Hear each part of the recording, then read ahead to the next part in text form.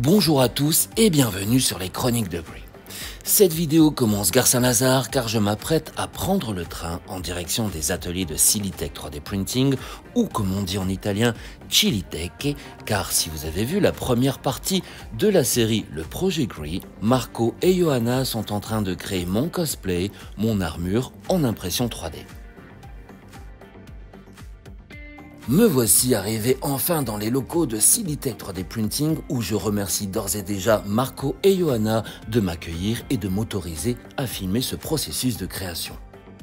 Vous me découvrez en ce moment avec ce superbe casque qui est évidemment l'une de leurs créations mais qui ne fait absolument pas partie de mon cosplay donc qui n'est pas à moi et je remercie beaucoup son propriétaire avec qui j'espère très rapidement faire la review de son cosplay.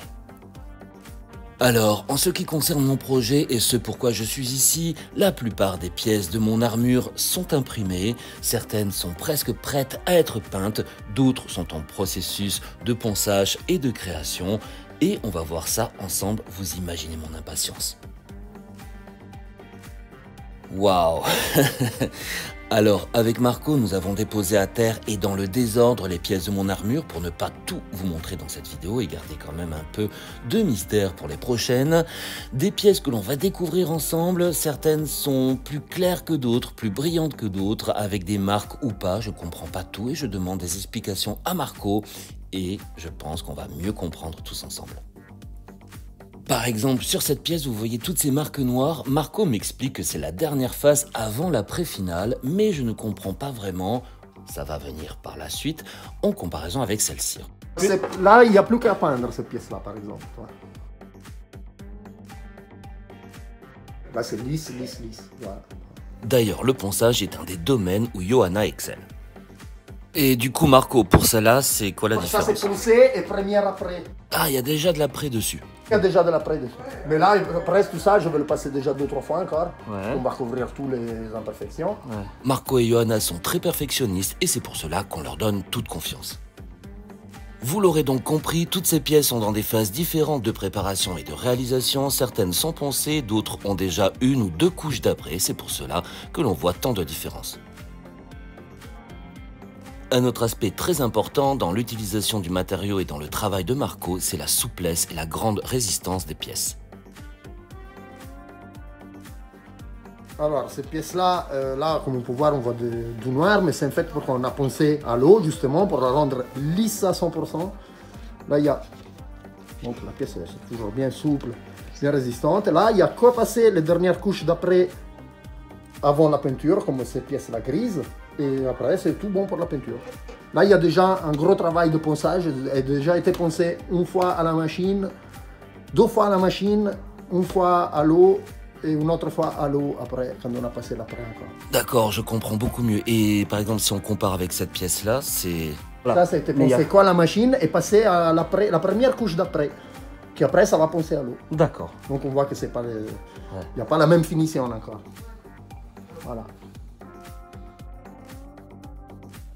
Regardez par exemple l'épaisseur d'une des pièces de mon armure, la résistance et la souplesse. À terme, l'intérieur sera poncé et apprêté avec des mousses de confort et pour l'ajustement. Ça, c'est la dernière étape avant la peinture. Étape par étape, mais j'ai très envie de voir tout ça fini. Alors, celle-là, alors ça, elle a été poncée et passée, c'est la première phase d'après. Et là aussi, comme tu peux voir, ça après, ça va être poncé à l'eau et après ça sera la dernière phase comme ça. Et là aussi, comme tu peux voir, super épaisseur, pourquoi ça c'est l'endroit où ça tape avec le biceps et tout, donc c'est la partie qui est plus susceptible de bouger. Mais là, Grave. On peut y aller, hein.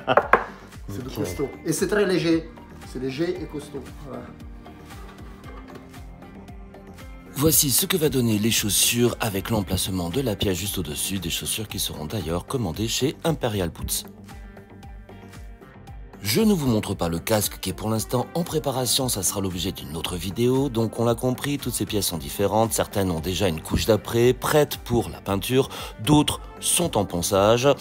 Mais il est temps maintenant de commencer les essayages. Allez, c'est parti pour les essayages et on commence par les parties basses. Et les autres, t'avais du mal à les rentrer? Oui, je sais Marco, je suis trop musclé. Bon, et du coup dans celle-ci, il y a des mousses. Ah oui, oui, oui. Non, là, non, il n'y a pas de mousse. Mais t'en as pas besoin. Hein. Alors, vous l'avez bien évidemment compris, ce sont des primo-essayages. Il n'y a pas encore les attaches, il n'y a pas les velcro, il n'y a pas les jarretières. Ce sont simplement les essayages des pièces avant la peinture. Je referai des essayages, bien évidemment, un peu plus tard. Non, c'est nickel. La seule pièce qu'il faudra réajuster, voire refaire, c'est la pièce de protection arrière, donc la pièce qui se trouve sur les fesses, pour qu'elle puisse s'ajuster parfaitement sur les côtés à la pièce avant. J'essaie maintenant les pièces de protection du tibia. Tu vois que là, on n'a plus du mal à les rentrer. C'est parfait.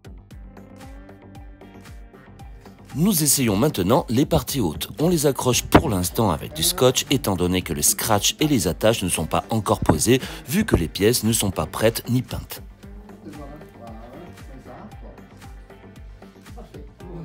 Au niveau des pièces et des dimensions, c'est parfait, ça tombe juste. Mais comme c'est une armure faite sur mesure, dans mon grand intérêt, je n'ai pas à maigrir et surtout pas à grossir.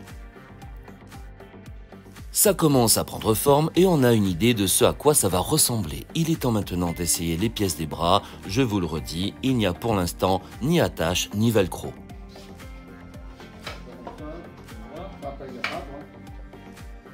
J'imagine que tout comme moi, vous avez très hâte de voir le résultat final.